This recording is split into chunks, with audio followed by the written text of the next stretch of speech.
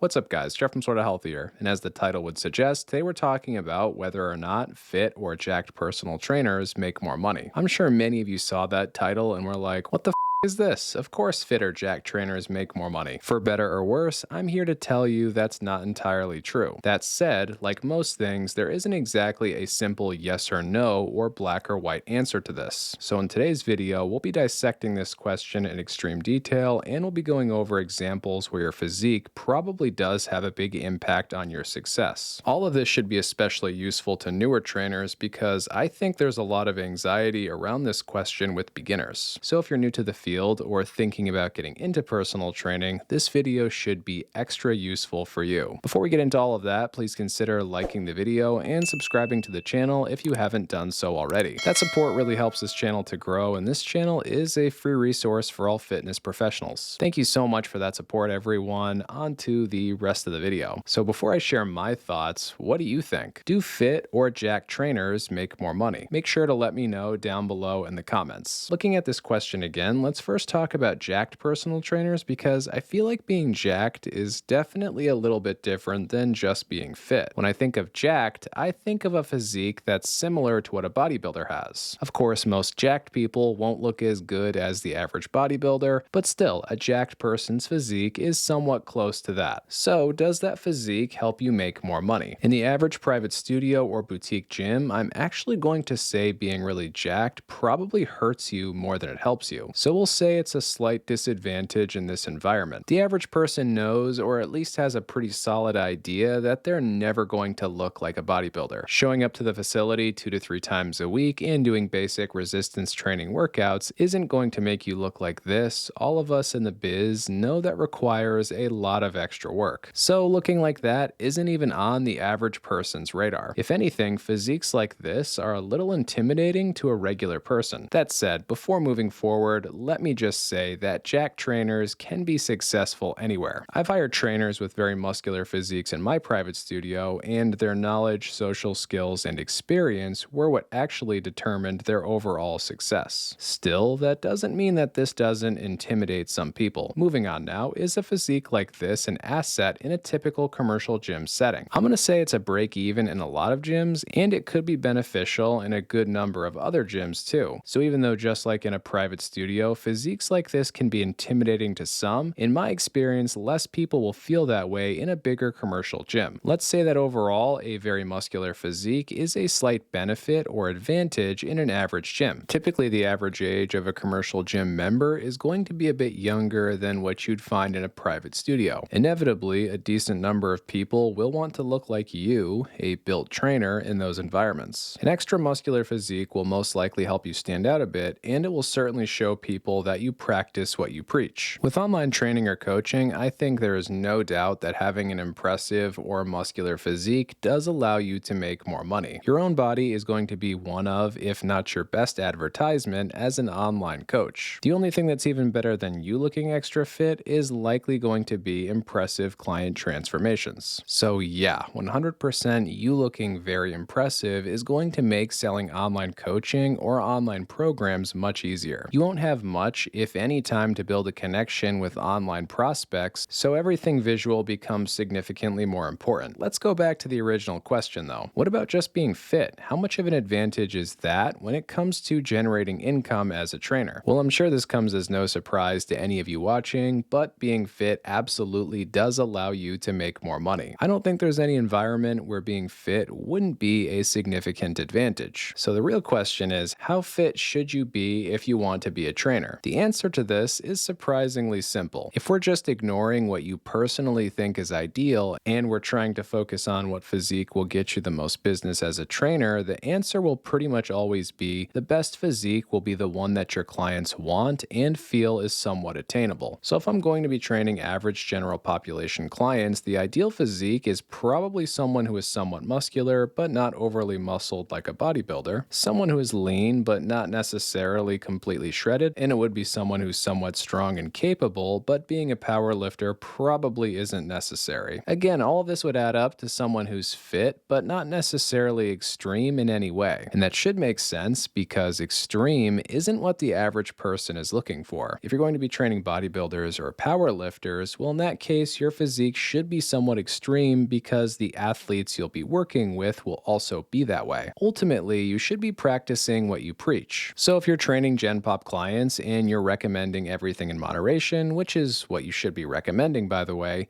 you should also be playing by those same rules. This makes your advice genuine since you're living that way yourself, and it makes everything you do and say easy to sell. Most people have a pretty good BS meter. If you're recommending one thing but then doing something entirely different yourself, eventually they're going to figure it out. All of this also applies to working with athletes, bodybuilders, and powerlifters. If you're going to be training any of those types of people, you better be proficient in that discipline yourself and know what you're talking about. So then, what happens if you're a trainer and you're not fit? Well, I've seen this firsthand from a number of different perspectives. Let me take you guys back to a much earlier time in my career. A good while ago, I was working at a private studio, not my studio, someone else's, and there were 5 trainers working in the studio at that time. So it was a team consisting of myself and 4 others. In that team of 5 people, 3 out of 5 of us were fit. 2 trainers working in this facility were not any more fit than the average person. What you might be surprised to learn is that those 2 less fit trainers were actually still quite successful. In fact, when I first started working at that facility, those 2 less fit trainers were the most booked up trainers there. Eventually, myself and others matched and surpassed their success, but I really don't think too much of that came down to our physiques being better than theirs. It mostly just came down to who was putting in the most work. Despite those 2 trainers being successful, there was always a small but notable group of clients who didn't want to work with them. Some of those clients openly said things to me like, "That trainer isn't who I aspire to be." Basically, they were saying, "That trainer isn't fit enough, why should I listen to them?" And hearing people say stuff like that out loud about a coworker is kind of harsh, but it did happen on a semi-regular basis. So there was never any doubt in my mind that either of these 2 less fit trainers could have been even more successful if they'd practiced what they preached a little bit more. One last story to wrap this video up. Let's go to the end of 2022 and the beginning of 2023. So at that point in time, Alexis and I were way less fit than we typically are. There's a bunch of reasons why we were in that shape, but at the end of the day, there really isn't any good excuse for it. If you're a trainer, you should be practicing what you preach. Between October 2022 and March 2023, we were probably only practicing 50% of what we preach. Even just looking at us here is kind of embarrassing. Anyways, this is us at the end of July 2023, so really just a little bit after this rough patch over here. Obviously, we are way fitter over here than we are over here. This is how we should look, and this is us practicing everything that we recommend to clients, and then maybe a little bit of extra work on top of that as well. So the reason I bring all of this up is because even while we were out of shape, our studio was still killing it. In fact, we had some of our most successful months ever while we literally looked our worst. Our sales percentage was as high as it ever has been, and we had very little client turnover. Despite looking noticeably better now, there hasn't been any increase in our business at all. And even though all this analysis is taking place over a relatively short period of time, I think it backs up the main point that needs to be made in this video. An impressive physique will probably help you out as a trainer, but it's not as important as many people make it out to be in a typical training environment. Your social skills or ability to connect, your knowledge, your attitude, your reliability, and so many other things matter more than your physique in most personal training settings. Of course, like we said earlier, with things like online coaching, that might not be the case. Your physical appearance probably does matter there a lot, since you likely won't have as much time to build rapport with prospects. So now that we have dissected this in extreme detail, what do you guys think? Do you agree with everything I've said in this video? In your opinion, how much does a trainer's physique matter? Make sure to let me know your thoughts down below in the comments. By the way, if you are curious to see the full story behind this transformation, that can be found on our new channel, Sorta Healthy Lifestyle, where myself and Alexis test out different lifestyles and ways of living. Before you go, please consider liking the video and subscribing to the channel, because both of those things really do help the channel to grow, and that does allow me to create more free content for all of you. Thanks for watching, everyone, and until next time, stay sorta healthy.